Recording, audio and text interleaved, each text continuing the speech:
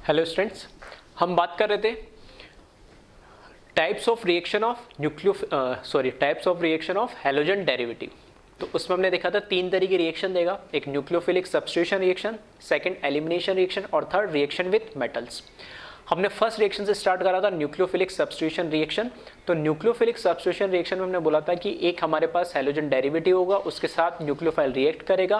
ठीक है, सब्स्टिट्यूशन का मतलब क्या, सब्स्टिट्यूट करेगा मतलब रिप्लेस करेगा। किसको करेगा, उसमें कोई ना कोई एक लिविंग ग्रुप होगा, मतलब रिप्लेस होने के लिए, मतलब एक ग्रुप जा रहा है तो दूसरा कुछ ना कुछ निकलना चाहिए, तो जो निकल रहा है उसको हमने नाम क्या दे दिया, लिविंग ग्रुप। ठीक है, तो वो उस तरीके से रिप्लेसमेंट हो रहा है या सब्स्टिट्यूशन हो रहा है। और कौन कर रहा है, इनिशिएट न्यूक्लियोफाइल कर रहा है, तो इसलिए हम उसको बोल देते हैं न्यूक्लियोफिलिक सब्स्टिट्यूशन रिएक्शन। रिप्रेजेंटेशन हम कैपिटल एस और एन से करते हैं, सुपरस्क्रिप्ट में भी लगा सकते हैं इनको, सबस्क्रिप्ट में भी लगा सकते हैं, जैसा आपको कन्वीनियंट लगे।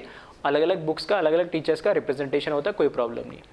अब हमने बात करी तो उसके अंदर हमने क्या पढ़े थे, चार टर्म पढ़े थे। पहला हमने पढ़ा था substrate, second leaving group, third nucleophile, fourth solvent जो कि हमारा मीडियम होता है। तो वन बाय वन हमें ये चार फैक्टर है जो किसी भी न्यूक्लियोफिलिक सब्स्टिट्यूशन रिएक्शन को क्या करेगा, इफेक्ट करेगा। तो one by one in factor को हमें देखना है। तो वही हेडिंग डाली मैंने, फैक्टर अफेक्टिंग एसएन रिएक्शन, या फुल फॉर्म में लिखना चाहते हो तो लिख सकते हो factor affecting nucleophilic substitution reaction. पहला फैक्टर है सबस्ट्रेट। ठीक है, सबसे पहले मैंने क्या लिखा है, सबस्ट्रेट लिखा है। सबस्ट्रेट का मतलब क्या है, एनी एल्काइल और aryl group through which leaving group is attached. कोई भी लिविंग ग्रुप से अटैच रिमेनिंग जो भी मॉलिक्यूल या कंपाउंड है उसी को हम क्या बोलेंगे, सबस्ट्रेट बोलेंगे। सबस्ट्रेट कुछ भी हो सकता है, ठीक है, कोई भी हाइड्रोकार्बन्स, कोई भी ऑर्गेनिक कंपाउंड हो सकता है। फॉर एग्जांपल अगर मैं इसकी बात करूं तो यहां पर सबस्ट्रेट क्या है, ये CH3, ये मेरे लिए लिविंग ग्रुप है हैलोजन, क्योंकि हम पढ़ क्या रहे, हैलोजन डेरिवेटिव पढ़ रहे हैं, मतलब हैलोजन ही उसमें मेन क्या होगा, सब लिविंग ग्रुप होगा। लिविंग ग्रुप वैसे कोई भी हो सकता है, जरूरी नहीं है कि हैलोजन हो, लेकिन इस केस में क्योंकि हम चैप्टर हैलोजन डेरिवेटिव पढ़ रहे हैं तो उसकी मैं बात कर रहा हूँ। तो यहाँ पर इसको छोड़ के रिमेनिंग जो है ये मेरे लिए अकेला मिथाइल क्या हुआ, सबस्ट्रेट हुआ। यहाँ पर सबस्ट्रेट, इसको छोड़ के ये रिमेनिंग ये पूरा ग्रुप जो है ये मेरे लिए क्या हुआ, सबस्ट्रेट हुआ। ठीक है, तो सबस्ट्रेट अकेला मिथाइल भी हो सकता है, इथाइल मतलब 1 डिग्री भी हो सकता है, या ये पूरा ग्रुप ये भी मेरे लिए क्या है, सबस्ट्रेट हो सकता है, 2 डिग्री भी हो सकता है, इस तरीके से 3 डिग्री भी हो सकता है। तो यहाँ पर ये मेरे लिए पूरा क्या है, सबस्ट्रेट है। यहाँ की बात करूँ तो ये पूरी बेंजीन रिंग मेरे लिए क्या है, यहाँ पर इसके लिए सबस्ट्रेट है, जिसके साथ ये लिविंग ग्रुप या हैलोजन अटैच्ड है, जिसके ऊपर रिएक्शन होगी। यहाँ अगर मैं बात करूँ, ठीक है, तो इसमें यहाँ बेंजीन रिंग के साथ CH2 ये भी इसके सबस्ट्रेट के अंदर कंबाइन हो जाएगा। ये पूरी लिए मेरे लिए सबस्ट्रेट है और ये मेरे लिए एक लिविंग ग्रुप होगा। इसी तरीके से ठीक है, यहाँ पर क्या है, ब्रिज हेड कार्बन है, ये देख रहे हो ब्रिज हेड कार्बन, ये साइक्लिक रिंग है और उसमें एक और आ गया तो इसको क्या बोलते हैं, ब्रिज हेड कार्बन बोलते हैं। तो ये भी मेरे लिए पूरा क्या होगा, सबस्ट्रेट हो जाएगा। इधर देखेंगे तो यहाँ पर ये पूरा मेरे लिए क्या है, सबस्ट्रेट है। बाईसाइक्लो टाइप जो कंपाउंड है, ठीक है, बाईसाइक्लो भी हो सकता है, स्पाइरो भी हो सकता है, कुछ भी। तो एनीथिंग एल्काइल हो या एराइल हो, ठीक है, बस उससे कोई भी लिविंग ग्रुप, जो इन जनरल मैंने यहाँ पे हैलोजेंस लगाए, अलग अलग तरह के लिविंग ग्रुप होते हैं, उनको भी हम पढ़ेंगे अभी। ठीक है, तो कोई भी एल्काइल या एराइल ग्रुप जिससे लिविंग ग्रुप लगा हुआ हो, उसको छोड़ के रिमेनिंग जो कंपाउंड है पूरा का पूरा क्या कहलाता है, सबस्ट्रेट कहलाता है। अब सबस्ट्रेट तुमने देखा कि अलग अलग टाइप के कुछ भी हो सकता है सबस्ट्रेट, तो ठीक है, नॉर्मल छोटा सा ग्रुप भी हो सकता है, बड़ा ब्रिज हेड भी हो सकता है, या एरोमेटिक भी हो सकता है, या बाईसाइक्लो टाइप भी हो सकता है। तो इनकी साइज क्या कर रही है, वेरी कर रही है। तो इनकी साइज वेरी करने से ऑब्वियस सी बात है कि रेट ऑफ रिएक्शन को भी क्या करेंगे, ये वेरी करेंगे, और इन रेट ऑफ रिएक्शन को वेरी करेंगे, साथ के साथ क्या करेंगे, मैकेनिज्म को भी क्या करेंगे, ये वेरी करेंगे। तो किस तरीके से करेंगे, तो स्पेसिफिक हम किसके अंदर, जब हम मैकेनिज्म को पढ़ेंगे तो उसमें हम देखेंगे ये फैक्टर जो सबस्ट्रेट, पहले तो हमें समझ में आना चाहिए सबस्ट्रेट होता क्या है। तो क्या कोई भी एल्काइल या एराइल ग्रुप है वो हमारा क्या कहलाता है, सबस्ट्रेट कहलाता है, और वो रिएक्शन की rate as well as mechanism दोनों को इफेक्ट करेगा। कैसे करेगा वो रिएक्शन मैकेनिज्म हम देखेंगे। ठीक है, तो ये पहला फैक्टर है सबस्ट्रेट।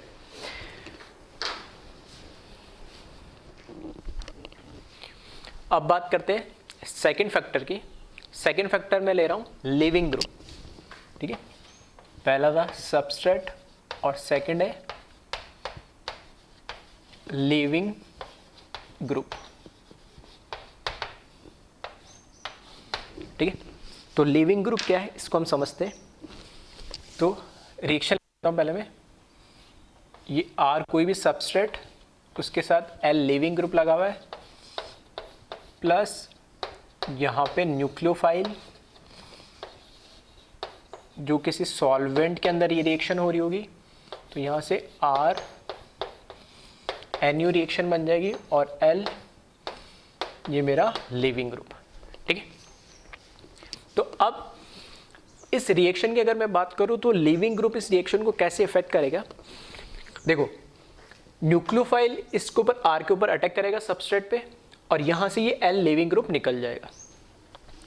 अब मुझे बताइए रिएक्शन अगर फॉरवर्ड डायरेक्शन में जानी चाहिए या मैं ऐसे बोल दूँ रिएक्शन होने चाहिए, तो उसके लिए ज़रूरी क्या है कि जब न्यूक्लियोफाइल सबस्ट्रेट पे अटैक करे, ठीक है, जब इसके साथ ये रिएक्ट करना चाहे तो ये जो हमारे पास लीविंग ग्रुप है ये ईजिली क्या हो जाए, निकल जाए। लेकिन ये क्यों निकलना चाहेगा, क्योंकि निकलने के बाद तो खुद ये एक एनाइन के फॉर्म में है।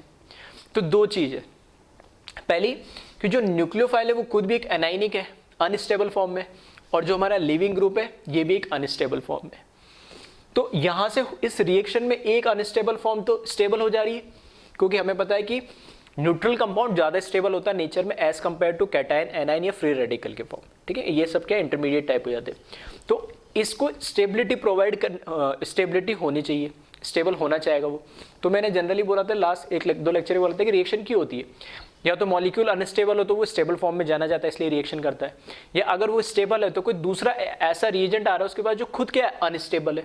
तो यहाँ पर वही हो रहा है, न्यूक्लियोफाइल जो है वो खुद अनस्टेबल है, तो ये स्टेबल होने के साथ इसके साथ रिएक्शन करना चाह रहा है। अगर ऐसा हो रहा है तो लिविंग ग्रुप तो फिर जैसे निकला तो ये फिर ही अनस्टेबल हो गया। तो अब बात हो रही न्यूक्लियोफाइल और लिविंग ग्रुप के अंदर दोनों में कंपैरिजन की।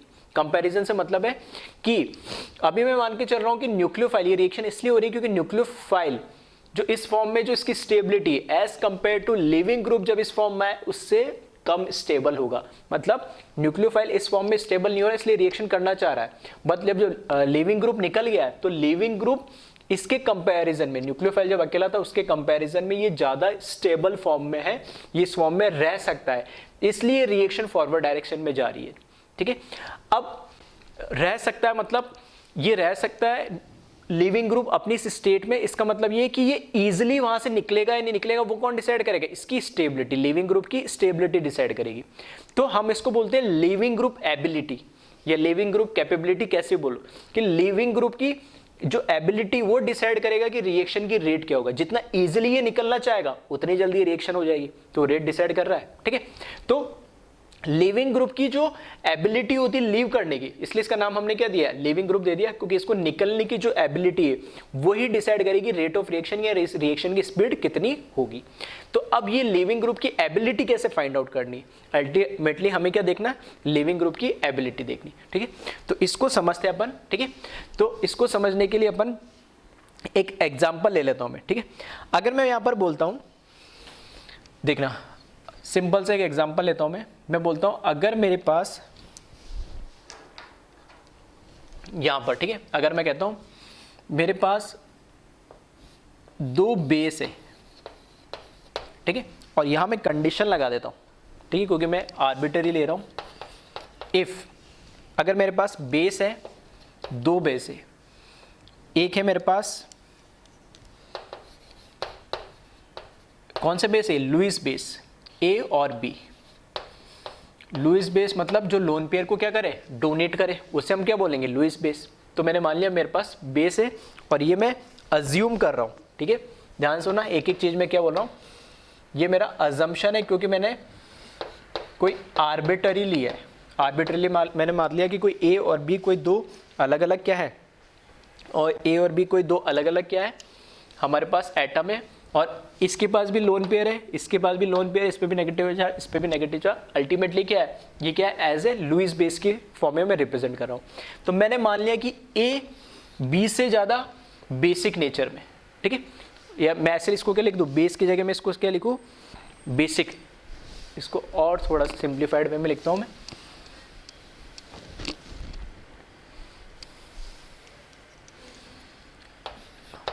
लुईस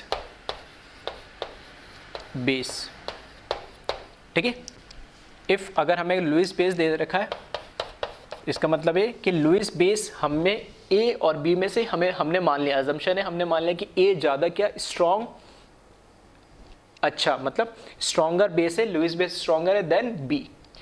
अगर ये ऐसा है, इसका मतलब क्या है, बेस की खासियत क्या होती है, लुईस बेस की खासियत कि वो लोन पेयर को क्या करे, डोनेट करे। ठीक है, अगर कोई लोन पेयर को डोनेट नहीं करना चाह रहा है, इसका मतलब क्या है, वो उस फॉर्म में स्टेबल है। लोन पेयर को डोनेट कौन कर देगा, जिसके पास इलेक्ट्रॉन डेंसिटी ज्यादा तो है ही, लेकिन वो इलेक्ट्रॉन को रखना नहीं चाह रहा है, जल्दी से डोनेट कर देना चाह रहा है, तो डोनेट करने की टेंडेंसी ज्यादा है। अगर कोई लोन पेयर को, जैसे फॉर एग्जांपल अगर कोई कॉन्जुगेशन के अंदर लोन पेयर है, तो वो डोनेट थोड़ी करना चाहेगा उसके कंपैरिजन, तो उसका मतलब वो क्या है, स्टेबल है। तो जो स्टेबल होगा, जो हमारे पास जो एनायन हमारे पास स्टेबल होगा, वो लोन पेयर को डोनेट नहीं करना चाहेगा, और जो लोन पेयर को डोनेट नहीं करेगा वो थोड़ा क्या हो जाएगा, हमारे लिए क्या हो जाएगा, वीक बेस हो जाएगा।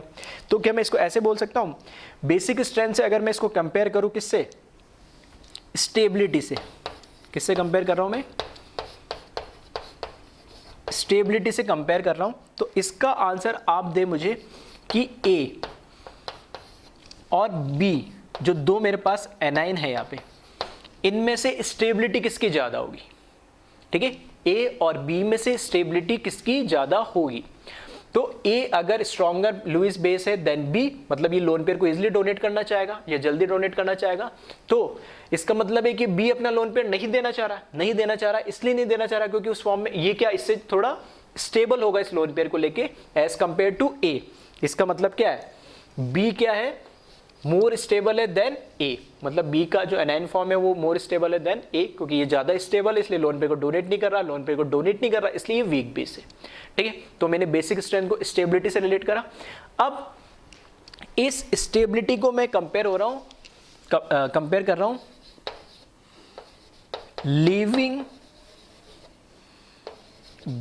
लीविंग ग्रुप की, ठीक है, लीविंग ग्रुप की एबिलिटी से, कि इसमें से अच्छा लीविंग ग्रुप कौन होगा। ठीक है, इफ अगर हमें ये दे रखा है तो मैं बात कर रहा हूं देन एंड, तो स्टेबिलिटी इसकी ज्यादा होगी, तो मुझे बताए इसमें से कि ए और बी में से, ए और बी में से अच्छा लीविंग ग्रुप कौन सा होगा जी। ठीक है, इसका आंसर आप खुद से वीडियो को पॉज करें, 2 मिनट सोचें। ठीक है, ध्यान से, बहुत सिंपल लॉजिकल चीज है कि अगर ये ए स्ट्रॉन्गर बेस है तो हमने बोल दिया कि ए स्ट्रॉन्गर बेस है तो इसलिए स्ट्रॉन्गर है क्योंकि इसकी स्टेबिलिटी कम है, तो लोन पेयर को डोनेट करना चाह रहा है। अगर ये ए लेस स्टेबल और बी ज्यादा स्टेबल है, तो लीविंग ग्रुप एबिलिटी, अगर इधर ए लगा हुआ हो और इधर एक बार बी लगा हुआ हो, तो उसमें से लीविंग ग्रुप की एबिलिटी मतलब कौन जल्दी लीव करना चाहेगा। ठीक है, कौन इजीली ये इसको लीव करके इस फॉर्म में आना चाहेगा, इस फॉर्म में वही आना चाहेगा। अगर एक बार ए लगा दिया और एक बार मैंने बी लगा दिया, तो इस फॉर्म में यहाँ पे ए माइनस और बी माइनस के फॉर्म में वही आएगा जो जहां पे ज्यादा क्या होगा, स्टेबल होगा। यही तो बात कर रहे हैं कि न्यूक्लियोफाइल से अगर ये एनाइन ज्यादा स्टेबल हुआ तभी तो रिएक्शन इस डायरेक्शन में आना चाहिए। तो जो ज्यादा स्टेबल होगा उसकी लीविंग ग्रुप की टेंडेंसी या उसकी लीविंग एबिलिटी जो है, ठीक है, उसकी लीविंग एबिलिटी भी क्या होगी, ज्यादा होगी। तो दोनों में से स्टेबल कौन है, बी। अगर बी स्टेबल है तो बिल्कुल बिल्कुल सही सोचा है, काफी सारे बच्चों ने सोचा है, जो वो बी की लीविंग ग्रुप की जो टेंडेंसी है, एबिलिटी, वो भी क्या होगी, ज्यादा होगी। इससे अगर एक कंक्लूजन निकालो तो सोचिए क्या कंक्लूजन होगा, किस तरीके से अगर मैं कंपेयर कर सकता हूं। ठीक है, तो कंपेयर मैं ऐसे कर सकता हूं, या इससे कंक्लूजन मैं ये निकाल सकता हूं, इफ अगर हमारे पास बेस के फॉर्म में अगर मैं उसको आइडेंटिफाई करवा कि बी क्या है, ए के कंपैरिजन में वीक बेस है, तो बी क्या हो गया, उसकी एबिलिटी क्या है, ज्यादा लीव करने की। मतलब मैं बोल सकता हूं कि वीक बेसिस आर, ध्यान से सुनना, मैं क्या बोल रहा हूं, weak bases are good leaving group, क्योंकि जो वीक बेस होगा लोन पेयर को डोनेट नहीं करना चाहेगा। इसका मतलब क्या, उस फॉर्म में वो स्टेबल है, और स्टेबल है तो वो, अगर कंपैरिजन करूं मैं इन दोनों में से, अगर दोनों को निकलना हो या इस फॉर्म में रहना हो, तो कौन रहना चाहेगा, जो इस फॉर्म में स्टेबल है। और स्टेबल का मतलब क्या है कि वो क्या होगा, वीक बेस होगा नहीं। ठीक है, तो स्टेप बाय स्टेप लॉजिकली बिल्कुल मैंने समझाया इसको। ठीक है, एक तो इस तरीके से मैंने इसको समझाया, एक दूसरे तरीके से और मैं समझा दूंगा। ठीक है, तो एक बार तो पहले इसको कॉपी कर ले और नोट के फॉर्म में इसको लिख ले, जो मैंने अभी बताया, मैंने यही बताया। ठीक है, इधर लिख लेना नोट के फॉर्म में। ठीक है, जो कि इंपॉर्टेंट है, वीक बेसिस या weak base is good leaving group. ठीक है, इंपॉर्टेंट है ये, इसको ध्यान रखना कि जितना वीक बेस होगा, ठीक है, इसी एग्जांपल से मैंने समझाया कि जितना वीक बेस होगा उतना ही वो अच्छा क्या होगा, लिविंग ग्रुप होगा, क्योंकि वो स्टेबल फॉर्म में क्या रहना चाहेगा, वो स्टेबल फॉर्म में रहना चाहेगा, तो रहना चाहेगा तो इजिली क्या कर जाएगा, लीव कर जाएगा। तो एक बार इसको कॉपी कर ले। अब ठीक है, इसी चीज को, इसी कॉन्सेप्ट को मैं वीक बेस वाला जो इसी कॉन्सेप्ट को मैं दूसरे तरीके से समझा रहा हूं। ठीक है, दूसरे तरीके से कैसे,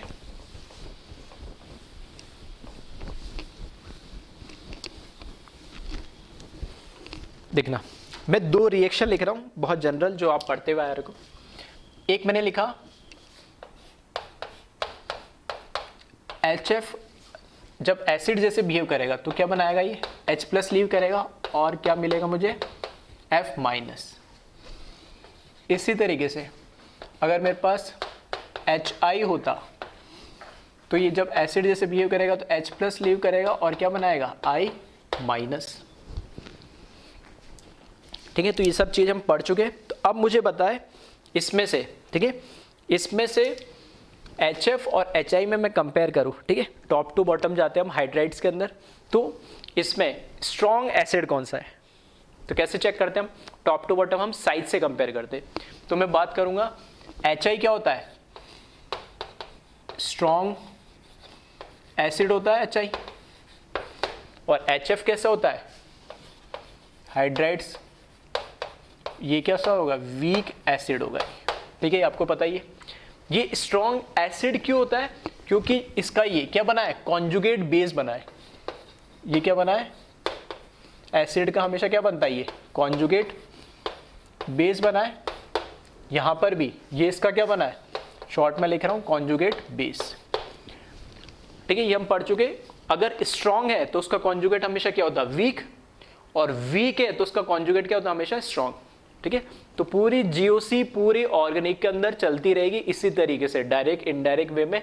तो प्लीज, ठीक है, जीओसी को अच्छे से रिवाइज कर ले और दिमाग में एकदम बिल्कुल कहते हैं ना मक्खन के जैसे होने चाहिए कि हम जो कॉन्सेप्ट पढ़ा, अच्छा ये तो हमने पढ़ा हुआ, अच्छा ये इसका लॉजिक ये होता है। तो पूरी जीओसी इस तरीके से दिमाग में होगी तो आगे ऑर्गेनिक बिल्कुल कहीं पे कोई दिक्कत नहीं आएगी। अदरवाइज जीओसी और आइसोमर, ठीक है, दोनों चैप्टर वैसे इंपॉर्टेंट है, अगर नहीं हुई तो क्वेश्चंस करने में और कॉन्सेप्ट समझने में थोड़ी आपको दिक्कत होगी। सब चीज़ें पढ़ चुके जो मैं बता रहा हूँ। ठीक है, तो यहाँ पे जो वीक एसिड है उसका कॉन्जुगेट बेस क्या होगा, यहाँ पर कॉन्जुगेट बेस कैसा होगा इसका, स्ट्रॉन्ग, और यहां पर स्ट्रॉन्ग एसिड है तो इसका कॉन्जुगेट बेस कैसा होगा, वीक।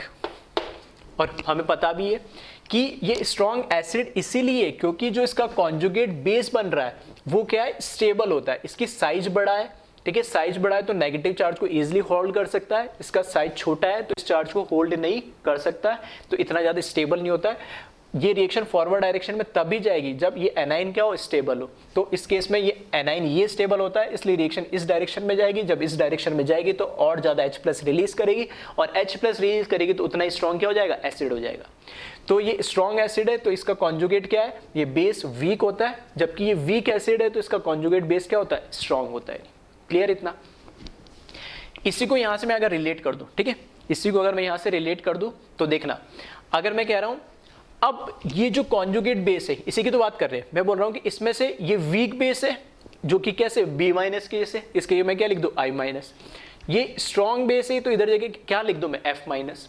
तो दोनों में से जो बेस होगा, ठीक है, उसमें से स्ट्रॉन्ग कौन सा होगा, F माइनस। इसका मतलब ये इस फॉर्म में रहना नहीं चाह रहा, ये F माइनस इस फॉर्म में रहना नहीं चाह रहा, तो ये लोन पेयर को क्या करेगा, जल्दी से डोनेट करके और एनाइन से क्या एक मॉलिक्यूल के अंदर कन्वर्ट होना चाहेगा। जबकि जो I माइनस है वो इसी फॉर्म में रहना चाहेगा क्योंकि स्टेबल है। अगर ये स्टेबल है, ठीक है, तो स्टेबिलिटी की बात कर ही ली, तो स्टेबिलिटी की बात कर ली तो ये लिविंग ग्रुप, मतलब ये यहां से इस फॉर्म में रहना चाहेगा तो मतलब इजिली ये निकल जाएगा, तो अच्छा लिविंग ग्रुप है, और इस फॉर्म में नहीं रहना चाहेगा तो ये वीक लिविंग ग्रुप है। और इसको फर्दर मैं बोल दूं, ठीक है, इससे तो मैंने कंपेयर कर ही दिया, और इसी को अगर मैं फर्दर कंपेयर कर दूं तो अगर मैं, ठीक है, हैलोजन के हाइड्राइड्स को आपस में कंपेयर कर दूँ, ठीक है, हैलोजन के हाइड्राइड्स को अगर मैं कंपेयर कर दूँ आपस में, तो देखना यहाँ पे, इधर मैं बात कर रहा हूँ इनकी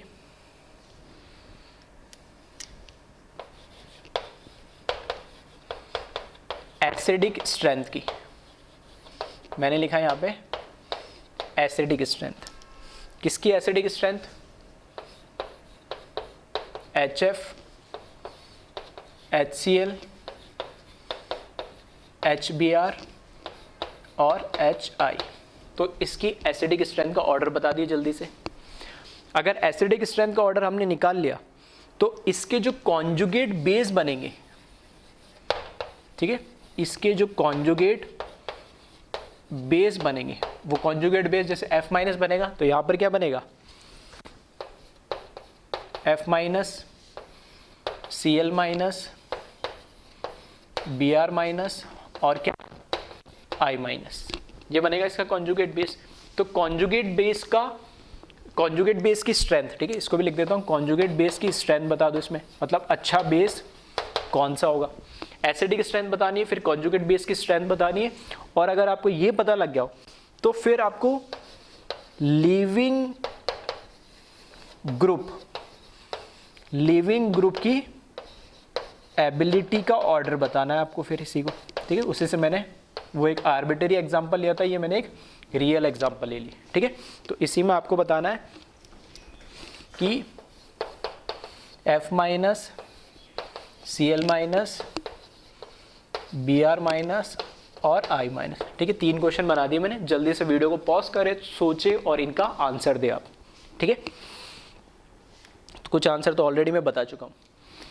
एसिडिक स्ट्रेंथ की अगर बात करें, एसिडिक स्ट्रेंथ की बात करें तो टॉप टू बॉटम मैंने बोला था हाइड्राइड्स ऑफ हैलोजन होते हैं, या हाइड्राइड्स जो होते हैं, ठीक है, वो उनकी क्या होती है? Acidic strength top to bottom periodic table में क्या होती है? बढ़ती है। क्यों बढ़ती है? क्योंकि H+ रिलीज करने पे जो हमारे पास ये जो नेगेटिव आयन बनता है, इसकी स्टेबिलिटी ज़्यादा होती है, जितना साइज बड़ा होता है उतना ही चार्ज को होल्ड करने में आसानी होती है। तो एसिडिक स्ट्रेंथ का ऑर्डर ये रहेगा, इसमें कोई डाउट नहीं है। एसिडिक स्ट्रेंथ का ऑर्डर ये रहेगा तो इसके जो कॉन्जुगेट बेस बने F minus, Cl minus, Br minus और I माइनस, इनका ऑर्डर क्या हो जाएगा? अभी सब चीज़ें मैं बता चुका हूँ। तो अगर ये स्ट्रॉन्ग एसिड है तो इसका कॉन्जुगेट बेस कैसा होगा? वीक। तो इसका ऑर्डर क्या हो जाएगा? ठीक है, कॉन्जुगेट बेस क्या हो जाएगा? वीक हो जाएगा, ठीक है, मतलब ये सबसे बेकार बेस होगा, ठीक है। तो इसका उल्टा हो जाएगा ये। क्लियर? इसमें कोई डाउट? ये चीज मैं ऑलरेडी अभी डिस्कस कर चुका हूं। और अगर ऐसा है तो लीविंग ग्रुप की एबिलिटी मैंने किससे कंपेयर करी थी? बेसिक स्ट्रेंथ से। तो अगर हमारे पास बेस अगर ये वीक है सबसे, तो सबसे अच्छा लिविंग ग्रुप कौन होगा? यही होगा। यही बोला ना मैंने, weak bases are good leaving group. तो ये बेस ही तो है ये। तो ये बेस अगर वीक है तो ये लिविंग ग्रुप कैसा होगा? अच्छा होगा, ठीक है। ये सबसे अच्छा, फिर उससे थोड़ा बेकार, ये थोड़ा बेकार, और जो फ्लोरीन F माइनस होता है ये बहुत ज़्यादा बेकार होता है। इवन ये न्यूक्लियोफिलिक सब्स्टिट्यूशन रिएक्शन में लिविंग ग्रुप की जैसे काम करता ही नहीं, ठीक है। ये कभी भी न्यूक्लियोफिलिक सब्स्टिट्यूशन रिएक्शन में लिविंग ग्रुप के जैसे काम करेगा नहीं। सिर्फ हम क्लोरीन, ब्रोमीन और किसकी बात करेंगे? आयोडीन की। आ रही बात समझ में? ठीक है। तो ये एक तरीके से एक फिजिकल एग्जाम्पल से मैंने समझा दिया। अब इसको एक बार कॉपी कर ले और इसी से मैं कंक्लूड कर रहा हूँ, ठीक है। कंक्लूड क्या कर रहा हूँ, एक बार आपसे ध्यान से एक बार इसको देख ले कि हमारे पास, ठीक है, हमारे पास अगर मैं लिविंग ग्रुप की एबिलिटी की बात करूँ, ठीक है, लिविंग ग्रुप की एबिलिटी की बात करूँ, तो लिविंग ग्रुप की जो एबिलिटी है, ठीक है, वो बेसिक स्ट्रेंथ के, जो भी लिविंग ग्रुप है उसकी बेसिक स्ट्रेंथ के क्या होता है? बिल्कुल देख रहे हो, अपोजिट, इनवर्सली प्रोपोर्शनल हुआ। उसके कॉन्जुगेट एसिड के क्या हुआ? डायरेक्टली प्रोपोर्शनल हुआ। और स्टेबिलिटी, इस लिविंग ग्रुप की स्टेबिलिटी के कैसे हुआ? वो भी डायरेक्टली प्रोपोर्शनल हुआ कि जितना ज्यादा ये एनाइंस स्टेबल होंगे उतना अच्छा लिविंग ग्रुप होगा। जितने ये वीक बेस होंगे उतने ही अच्छे लिविंग ग्रुप होंगे। और इन वीक बेसिस के कॉन्जुगेट, उल्टा भी बोल सकता हूं ना, अगर ये मैंने क्या बोला? बेस बोला, तो इसका कॉन्जुगेट एसिड इस तरीके से। तो इनके जो कॉन्जुगेट एसिड होंगे, जितने ज्यादा कॉन्जुगेट एसिड स्ट्रॉन्ग है उतने ही अच्छे क्या होंगे? लिविंग ग्रुप एबिलिटी भी होगी, ठीक है। तो यही चीज मैं लिख रहा हूं, एक बार इसको कॉपी कर ले।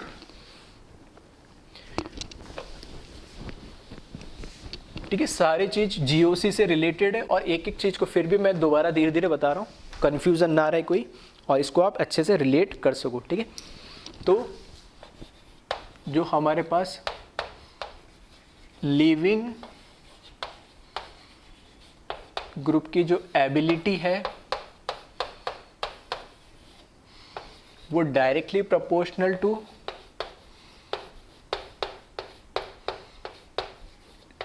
स्टेबिलिटी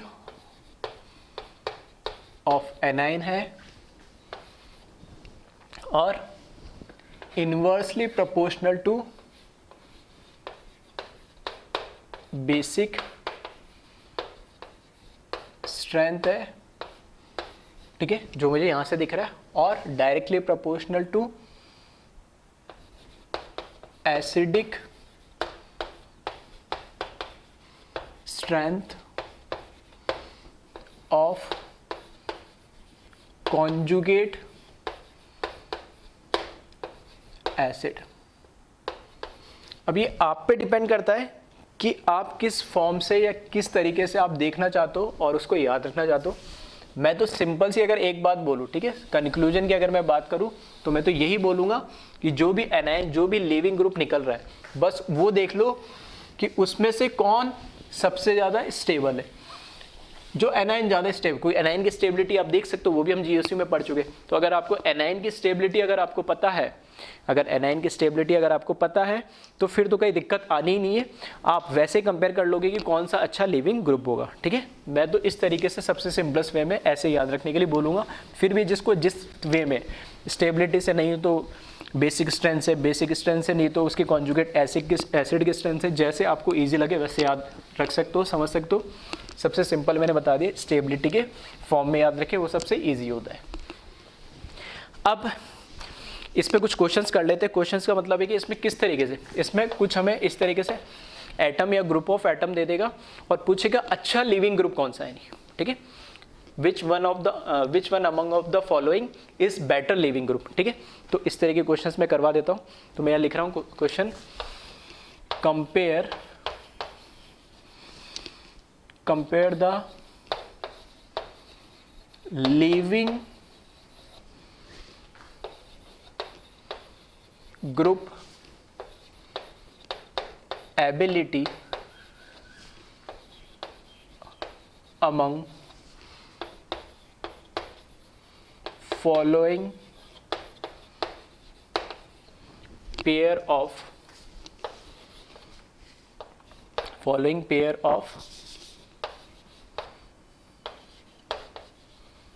atom और ग्रुप। ठीक है, पहला सबसे सिंपलेस्ट वे में स्टार्ट करता हूँ, सबसे सिंपल से। यहाँ मैंने दे दिया CH3O-, इसका मतलब क्या है कि ये पूरा का पूरा ग्रुप, ठीक है, लिविंग ग्रुप है, मतलब ये किसी सबस्ट्रेट से लगा हुआ होगा। ठीक है, इस तरीके से। और CH3C डबल बॉन्ड O-। ठीक है, तो जल्दी से इनको कंपेयर करते चलना, कौन सा ज़्यादा है, ठीक है, और कौन सा कम है। नहीं, फिर CH3O-,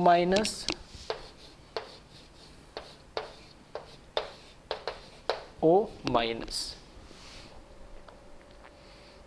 फिर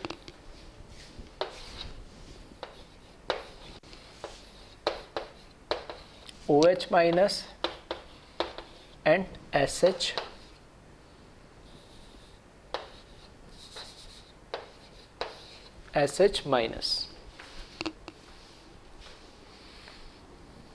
फिर CH3C double bond O-, CH3S double bond O। ठीक है, इनको कंपेयर करें तो देखिए, वीडियो पॉज करके सॉल्व कर लेना, वन बाय वन मैं बता रहा हूँ। फर्स्ट में देखें, मैंने सिंपल सा बोला कि जो भी हमें एनाइन दे रखा है उसकी सिंपल सी क्या चेक कर लो, स्टेबिलिटी चेक कर लो बस। जो जितने ज़्यादा स्टेबल होगा वो उतने जल्दी क्या कर जाएगा, लीव कर जाएगा, अच्छा लिविंग ग्रुप होगा। तो यहाँ पे नेगेटिव चार्ज है, इसके साथ क्या दे रहा है, ये प्लस आई दे रहा है। एनाइन की स्टेबिलिटी देखनी, यहाँ नेगेटिव चार्ज है, double single lone pair, conjugation है, रेजोनेंस है, तो ये स्टेबलाइज ज़्यादा होगा, स्टेबल ज़्यादा होगा, तो इसकी लीविंग टेंडेंसी ज़्यादा होगी। सेकंड में देखें, वापस से प्लस आई दे रहा है वहाँ पे, यहाँ पर क्या देगा, ठीक है, पूरे बेंजीन रिंग के साथ क्या रेजोनेंस में है, ठीक है, तो इसकी स्टेबिलिटी से ज़्यादा होगी, तो लीविंग ग्रुप टेंडेंसी भी इसकी ज़्यादा होगी। थर्ड के अंदर देखिए OH माइनस और SH माइनस में, यहाँ पे ठीक है, टॉप टू बॉटम चलते हैं, तो एनाइन में हम कैसे चेक करते हैं कि ऑक्सीजन पे नेगेटिव चार्ज और सल्फर पे नेगेटिव चार्ज, ठीक है, इसका साइज बड़ा है सल्फर का, तो बड़ा साइज है तो उस पर नेगेटिव चार्ज इजीली होल्ड करेगा, तो इसलिए इसकी स्टेबिलिटी भी क्या होगी, ज़्यादा होगी, तो इसके लीविंग ग्रुप टेंडेंसी भी क्या होगी, ज़्यादा होगी। फोर्थ में देखें तो यहाँ पर CH3CO माइनस, यहाँ पे भी CH3 कॉमन आ गया, ठीक है, कार्बोनेट और यहाँ पे सल्फेट टाइप, तो इसके अंदर ठीक है, वापस सब चीज़ें इस तरह क्वेश्चन करेंगे, इसमें 2 इक्वल RS बनेगी कार्बोनेट के अंदर, एक बार नेगेटिव इधर, एक बार नेगेटिव इधर आएगा, वैसे यहाँ पे एक बार नेगेटिव इधर, एक बार नेगेटिव इधर, एक बार नेगेटिव, यहाँ पर क्या बनेगी, 3 इक्वल RS बनेगी। तो दोनों में से ज़्यादा स्टेबल कौन सा होगा, ठीक है, ज़्यादा स्टेबल कौन सा होगा, ये वाला होगा। जितनी ज़्यादा इक्वल RS होती उतना ही ज़्यादा क्या होगा, स्टेबल होगा, तो जितना ज़्यादा स्टेबल होगा उतना ही अच्छा क्या होगा, लिविंग ग्रुप होगा, ठीक है, एज सिंपल। और कुछ क्वेश्चंस देखें इस पे, इसको नोट करें जल्दी से।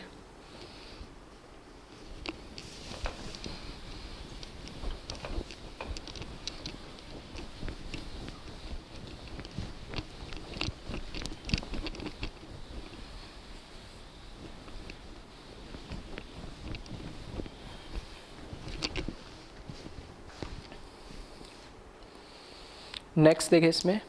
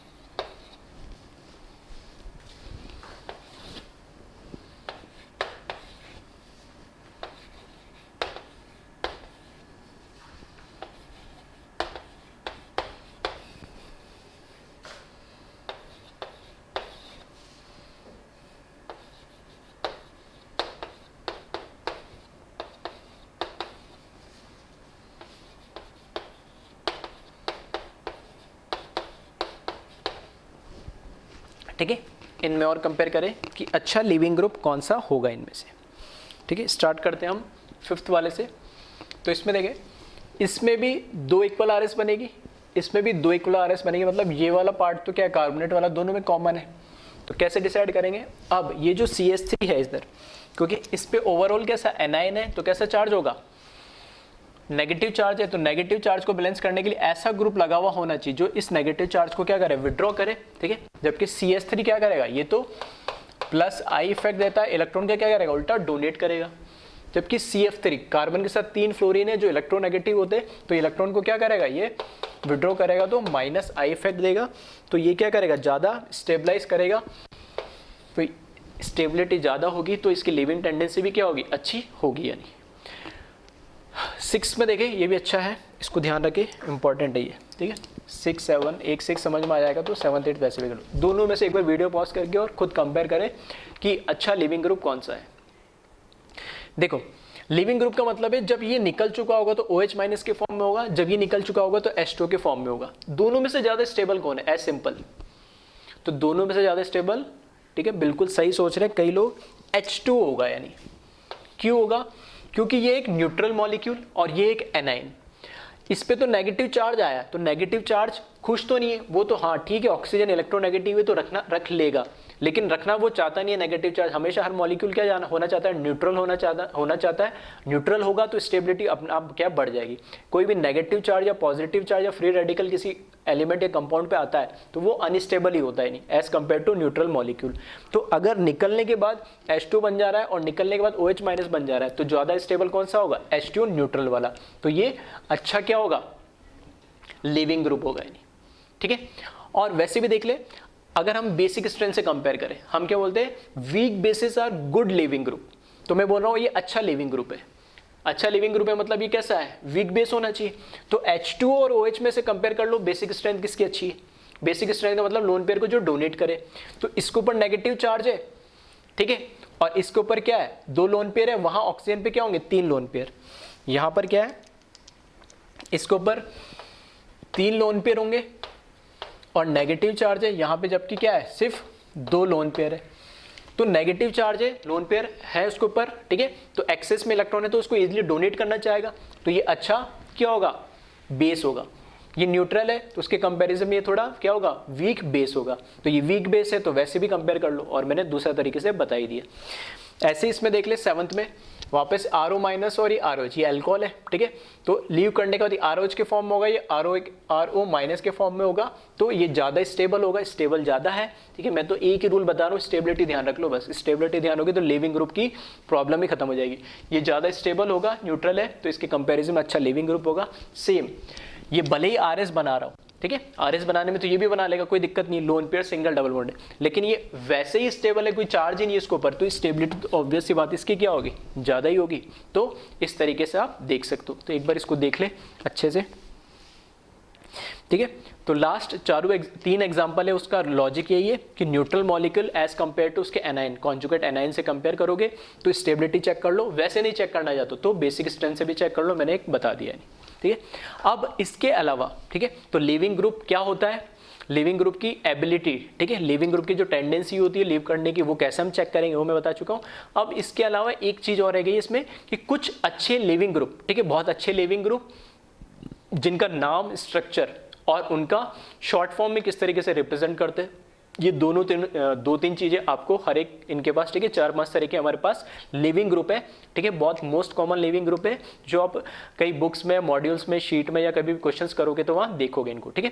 तो इनको अल्टीमेटली आपको इनका स्ट्रक्चर, इनका नाम और इनका शॉर्ट फॉर्म तीनों आपको याद रहना चाहिए, अदरवाइज वो शॉर्ट में लिखा होगा, आपको पता ही नहीं चलेगा क्या लिखा हुआ है, ठीक है। तो मैं लिख रहा हूँ कुछ अच्छे एक्सीलेंट लिविंग ग्रुप, ठीक है, और इंपॉर्टेंट, ठीक है, इंपॉर्टेंट भी है और अच्छे लिविंग ग्रुप भी है, तो उनके नाम लिख रहा हूँ, स्ट्रक्चर लिख रहा हूँ, वो आपको याद रखने, ठीक है। ये याद रखने वाली चीज़ जो मैं बोलता जा रहा हूँ, याद रखने मतलब याद रखोगे तभी आगे काम चलेगा, याद नहीं रखोगे, भूल जाओगे तो फिर आगे प्रॉब्लम होगी कि ये क्या बता दिया था, हमें पता ही नहीं था, हमें याद ही नहीं है, ठीक है। तो ये आपको अल्टीमेटली याद रखना है इनको।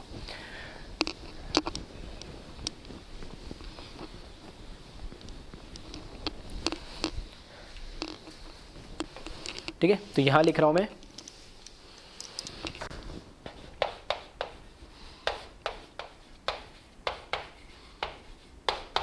Important and excellent leaving group, ठीक है, शॉर्ट में लिखा है, आप चाहो तो पूरा लिख लेना ताकि कंफ्यूज ना हो। जो फर्स्ट लिविंग ग्रुप है, ठीक है, जो फर्स्ट लिविंग ग्रुप है वो होता है CH3 benzene ring, S double bond O, S double bond O, एक बेंजीन रिंग है उसके साथ मिथाइल लगा है और उसके साथ ये सल्फोनेट, ठीक है। इसका जो नाम होता है, इसका जो नाम होता है उसको हम बोलते हैं, ठीक है, कॉमन नेम ही बता रहा हूँ, पैरा टॉल्विन सल्फोनेट, ठीक है, पैरा टॉल्विन सल्फोनेट, ठीक है। थोड़ा सा नाम पढ़ने में तुम्हें अजीब सा लगेगा, ठीक है, पैरा टॉल्विन सल्फोनेट, मतलब इसको अगर मैं हटा दूं, बेंजीन पे CH3, इसको कॉमन नेम क्या होता है, टॉल्विन, पैरा पे सल्फोनेट आयन लगा हुआ है तो इसलिए इसको हम बोल देते हैं पैरा टॉल्विन सल्फोनेट। और ये तो पूरा नेम है जो बहुत ही रेयरली यूज होता है, जो इम्पोर्टेंट है वो इसका, ठीक है, कॉमन नेम, ठीक है, जनरली इसको बोलते हैं हम टोसाइल, ठीक है, टोसाइलेट, ठीक है, इसको जनरली हम क्या बोलते हैं, टोसाइलेट बोलते हैं। और टोसाइलेट या तो नाम मिलेगा, ठीक है, जनरली पैराटोल्विन सल्फोनेट ये मिलता नहीं है, टोसाइलेट नाम मिलेगा, ठीक है, टोसाइलेट एनआईएन है तो उसका 8 आ रहा है, ठीक है, और इसको टोसाइल बोलते हैं पूरे ग्रुप को। और इससे भी बहुत ज़्यादा कॉमन मिलता है आपको ओटीएस के फॉर्म में, ठीक है। पूरा एक ग्रुप नहीं बनाएंगे, पूरा एक कंपाउंड बना देंगे और साइड में लिख देंगे छोटा सा ओटीएस। तो अब आपको पता होना चाहिए ओटीएस क्या है। ओटीएस इस पूरे कंपाउंड को बोलते हैं जिसका एक्चुअल नेम है पैराटोल्विन सल्फोनेट, और कई बार ओटीएस ना लिखे कई भी टोसाइलेट लिख देते हैं लैंग्वेज में, ठीक है। तो ये सब इसी के नाम है। तो ये अच्छा लीविंग ग्रुप क्यों है? क्योंकि जहां नेगेटिव चार्ज लगा है वहां से वो मेन सबस्ट्रेट से अटैच्ड होगा, और जैसे ही लीव करेगा तो देखो यहाँ पे सल्फोनेट की वजह से क्या हो जाएगी, 3 RS वैसे ही आ जाएगी, ठीक है, 3 इक्वल RS आ जाएगी, साथ के साथ इस बेंजीन रिंग के साथ भी क्या करेगा, वो रेजोनेंस कर लेगा। तो इसलिए हाईली क्या होता है, स्टेबल होते हैं, तो अच्छा लीविंग होता है, बहुत अच्छा, ठीक है। इसमें मैंने एक्सीलेंट लिखा, ठीक है, नॉर्मल भी लिखा, अच्छे सारे जितने भी लिखने जा रहा हूँ सारे अच्छे लीविंग ग्रुप है। यानी नेक्स्ट लीविंग ग्रुप की अगर मैं बात करूँ, ठीक है, सेम इसके जैसे ही होता है, बस इसमें अब चेंज किया गया, इस पूरे ग्रुप की जगह डायरेक्टली CH3 से ही अटैच होता है सल्फोनेट, ठीक है, इसको हम बोलते हैं, ठीक है, इसका नाम होता है मिथाइल सल्फोनेट, क्योंकि सिर्फ इधर क्या लगा है, इधर टॉलिन लगा है और इधर क्या लगा, सिर्फ मिथाइल, तो इसको बोलते हैं मिथाइल सल्फोनेट, ठीक है। ये इसका कॉमन नेम है मिथाइल सल्फोनेट, और जैसे इसको टोसाइलेट बोलते हैं वैसे इसको मैसाइलेट बोलते हैं, ठीक है, मिथाइल है तो मिसाइलेट, ठीक है। तो इसको जैसे वहाँ टोसाइलेट बोलते हैं उसको, वैसे इसको क्या बोलते हैं, मिसाइलेट बोलते हैं। और इसको जो रिप्रेजेंट, जैसे इसको OTS से रिप्रेजेंट करते हैं वैसे ही इसको, ठीक है, वैसे इसको किससे रिप्रेजेंट करते हैं, OMS से, OMS से। तो ये जो रिप्रेजेंटेशन है, ठीक है, एब्रीविएशन के फॉर्म में, ठीक है, ये इंपॉर्टेंट, इनको याद रखना। बड़े बड़े कंपाउंड के अंदर पूरा स्ट्रक्चर नहीं देते, वो डायरेक्ट सिर्फ नाम लिख देते। इसी तरीके से थर्ड आ जाओ। थर्ड में क्या है, यहीं पे CH3 की जगह अगर इसने क्या कर दिया, CF3 लगा दिया इस तरीके से, तो ये वाला तो इससे भी अच्छा होगा। क्यों? क्योंकि ये तो 3 इक्वल RS तो दोनों बन रहे साथ का, ये तो प्लस आई की वजह से माइनस आई को इतना स्टेबलाइज नहीं करेगा ये, लेकिन माइनस आई की वजह से ये ज़्यादा क्या कर देगा, इसको स्टेबलाइज कर देगा। तो ये मेसाइलेट से भी या मिथाइल सल्फोनेट से भी क्या होता है, अच्छा लिविंग ग्रुप होता है। अब इसका नाम देखोगे तो क्या है, मिथाइल की जगह अब क्या आ जाएगा, ट्राईफ्लोरो मिथाइल सल्फोनेट, ठीक है, 3 लगे हुए फ्लोरीन, तो इसका नाम क्या हो जाएगा, ट्राईफ्लोरो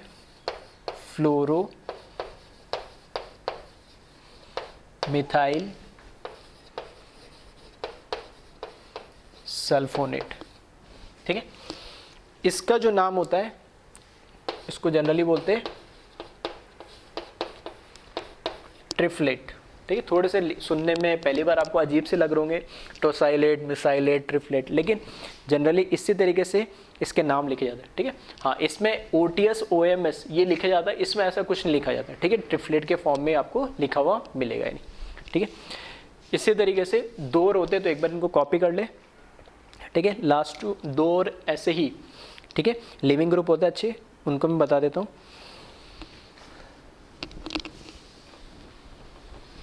फोर्थ लिख रहा हूं मैं,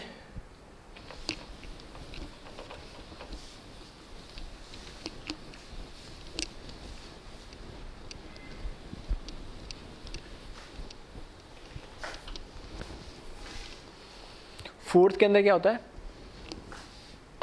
ये सेम, ठीक है, फर्स्ट जैसे होता है, बस यहाँ पर क्या आता है, मिथाइल की जगह NO2 ग्रुप आ जाता है, ठीक है। तो सब स्टेबल क्यों है हाईली, क्योंकि यहाँ पे 3 RS बन रहे, साथ में बेंजीन रिंग भी आ गई, तो सल्फोनेट आने से तो वैसे ही क्या हो गया, स्टेबल हो गया नहीं। और माइनस नाइट्रो NO2 का क्या होगा, माइनस इस NO2 का क्या होगा, ऑब्वियस बात है माइनस आई होगा, तो और ज़्यादा क्या करेगा, स्टेबलाइज करेगा उसको, ठीक है। किससे, टोसाइलेट से भी ज़्यादा स्टेबलाइज करेगा, क्योंकि इसका माइनस आई है, वहाँ क्या दे रहा था, प्लस H दे रहा था यानी, ठीक है। तो इसका नाम क्या होगा, पैरा नाइट्रोबेंजीन सल्फोनेट, ठीक है। इसका नाम क्या है, सेम उसी तरीके से नाम है पैरा नाइट्रो बेंजीन सल्फोनेट, ठीक है, पैरा नाइट्रो बेंजीन सल्फोनेट। और जैसे इसमें सिर्फ ट्रिफलेट बोलते हैं, ठीक है, इसको क्या बोलते हैं, इसको बोलते हैं नॉसिलेट, ठीक है, इसको बोला जाता है नॉसिलेट, ठीक है। तो ट्रिफलेट, नॉसिलेट, टॉसिलेट, ठीक है, ये नाम ध्यान रखना, इस तरीके से इसी नाम से दिया जाता है, पूरा बड़ा नाम नहीं लिखा हुआ होता इसका, ठीक है। और लास्ट इसी तरीके से, ठीक है।